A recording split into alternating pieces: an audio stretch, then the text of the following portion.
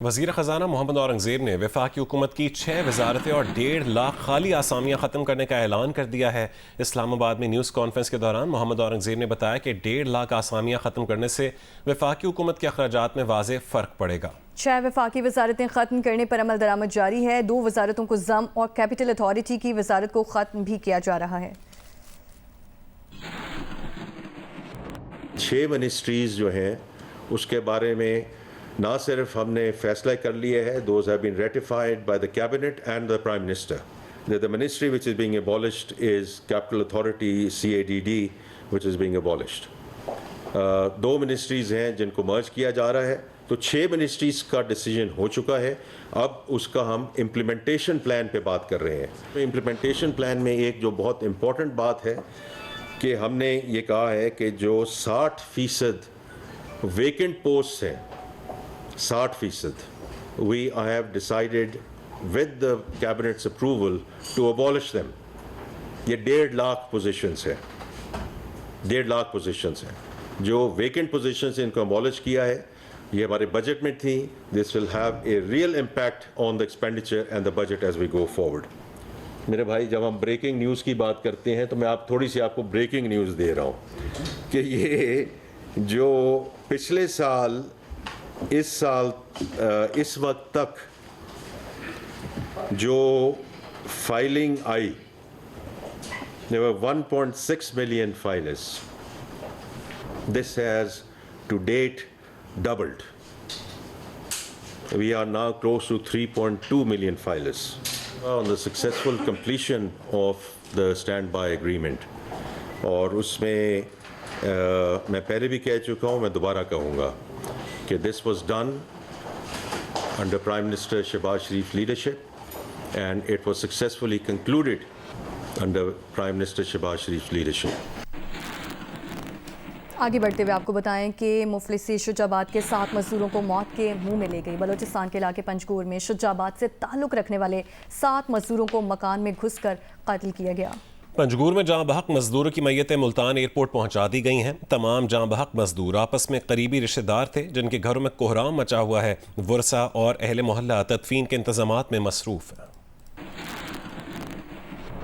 Police کے مطابق تمام جاں بحق مزدور آپس میں رشتہ دار تھے اور مزدوری کی غرض سے اکٹھے ہو کر پنجگور گئے تھے, جہاں دہشت گردی کا شکار ہو گئے. 7 مزدور کا تعلق انتہائی غریب گھرانے سے تھا. اطلاع ملنے پر گھروں میں کوہرام برپا ہو گیا ہے. سارا کاروبار انہوں پاس مزدور کرن گئے, یعنی کہ مزدوری تو بعد انہوں نے حادثہ پیش ہے, دہشت گردوں نے انہوں کو مار دیا. ہمارے بچے ہیں, میرا بھتیجا ہے, میرا ماموں کا لڑکے ہے, میرا خالہ کا لڑکا ہے.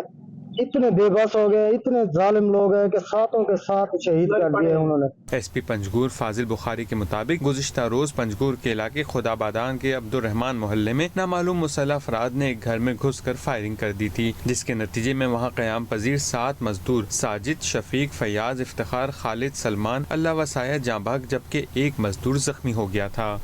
کراچی حیدرآباد موٹر وے پر گاڑی میں سلنڈر دھماکہ ہوا ہے, جس کے نتیجے میں خاتون جاں بحق اور 4 افراد زخمی ہو گئے ہیں. مزید تفصیل جانیں گے جیو نیوز کے نمائندے علی نعیم سے. علی نعیم, کیا تفصیلات ملی ہیں اور کس طرح سے یہ دھماکہ ہوا ہے؟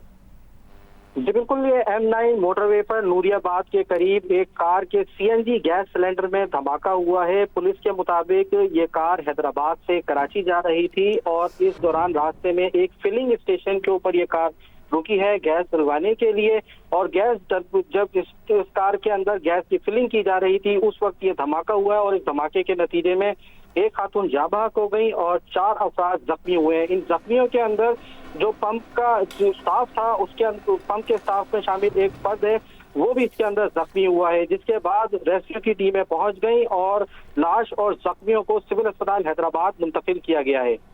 ٹھیک ہے, علی نعیم ہمارے ساتھ موجود تھے, بہت شکریہ آپ کا.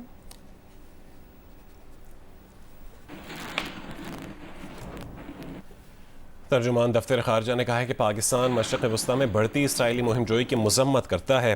حزب اللہ کے سیکرٹری جنرل کا قتل خطے کے عدم استحکام میں بڑا اضافہ ہے. پاکستان لبنان کے عوام کے ساتھ یکجہتی کے لیے کھڑا ہے. ترجمان دفتر خارجہ نے کہا کہ اقوام متحدہ کی سلامتی کونسل اسرائیل کو خطے میں مہم جوئی سے روکے. سلامتی کونسل اسرائیل کو عالمی قوانین کی خلاف ورزیوں سے باز رکھے. آبادیوں پر حملے اور عالمی قوانین کی پامالی تشویشناک ہے. ترجمان دفتر خارجہ نے کہا کہ اسرائیل لبنان کی شہری آبادی کو نشانہ بنانے میں مصروف.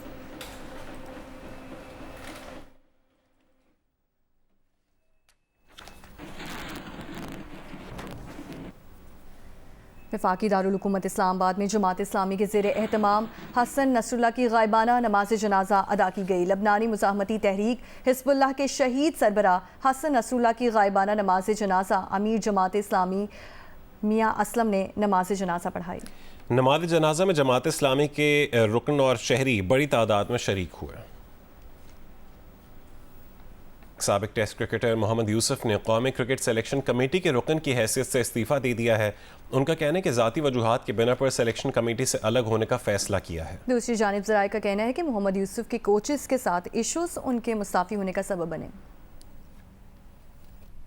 मोहम्मद यूसुफ ने सोशल मीडिया पर सिलेक्शन कमेटी से मुस्ताफ़ी होने का ऐलान किया और कहा कि वो ज़ाती वजूहात की बिना पर ओहदा छोड़ रहे हैं। शानदार टीम की खिदमत करना एक बड़ा एजाज था जिस पर उन्हें फख्र है। पीसीबी के एलामिये के मुताबिक मोहम्मद यूसुफ सिलेक्शन कमेटी के रुकन की हैसियत से रज़ाकाराना तौर पर मुस्ताफ़ी हुए हैं। वो बोर्ड में दीगर जिम्मेदारियों पर तवज्जो मरकूज करना चाहते हैं। मोहम्मद यूसुफ पीसीबी में अपना किरदार अदा करते रहेंगे और हाई परफॉर्मेंस सीनियर में बतौर बैटिंग कोच का काम जारी रखेंगे। दूसरी जानिब ज़राए के मुताबिक मोहम्मद यूसुफ के पाकिस्तान टीम के कोचेस के साथ कुछ इशूज थे जिसकी वजह से वो सिलेक्शन कमेटी से अलग हुए हैं। ये इशूज सिलेक्शन और सेंट्रल कॉन्ट्रैक्ट्स के हवाले से होने वाली मीटिंग में हुए जो संगीन सूरत हाल इख्तियार कर गए। ज़राए के मुताबिक बहुत जल्द मोहम्मद यूसुफ को नया ओहदा दिया जाएगा। चैंपियंस वनडे कप के फाइनल में मार्कोर्स के कप्तान इफ्तिखार अहमद ने पैंथर्स के खिलाफ टॉस जीतकर बैटिंग का फैसला किया है। मार्कोर्स ने अब तक 2 विकेटों के नुकसान पर 46 रन बना लिए हैं।